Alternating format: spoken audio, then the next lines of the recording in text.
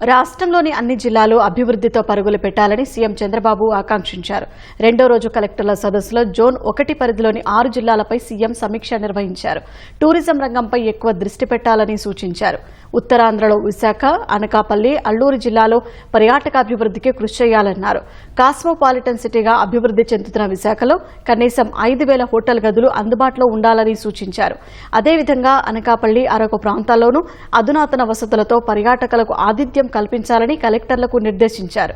కొత్తగా ఏర్పడ్డ అనకాపల్లి, అల్లూరి, పార్వతీపురం, మన్యం జిల్లాలో కలెక్టరేట్లతో పాటు ఇతర ప్రభుత్వ కార్యాలయాల నిర్మాణానికి నిధులు కేటాయిస్తామని తెలిపారు.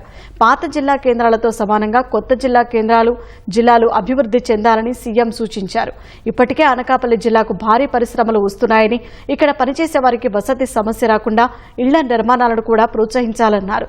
వచ్చే ఏడాదిలోగా నియోజకవర్గానికో ఇండస్ట్రియల్ పార్క్ ఏర్పాటు చేయాలని కలెక్టర్లకు సీఎం దిశానిర్దేశం చేశారు.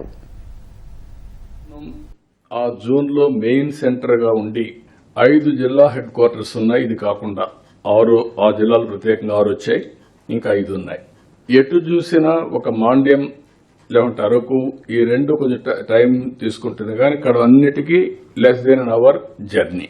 ఇది ఉన్నప్పుడు విశాఖపట్నం ఒక హబ్ గా తయారు కావాలంటే కనీసం ఒక 5,000 రూమ్స్ ఉండాలి.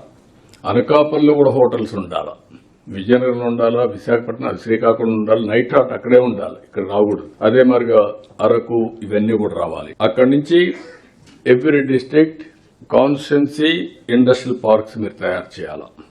ఇండస్ట్రియల్ పార్క్స్ తయారు చేసి 1 ఎంటర్‌ప్రెన్యూర్, 1 ఫ్యామిలీ, 1 lakh ఎంటర్‌ప్రెన్యూర్స్, డాక్రా, MEPMA, it is a must. దీన్ని వర్కౌట్ చేసుకొని మీరు నాకు ఒక యాక్షన్ ప్లాన్ తయారు చేసి మీరు ముందుకు పోవాల్సిన అవసరం ఉంది. ఇది కూడా ఒకసారి వర్కౌట్ చేసుకోండి మీరు.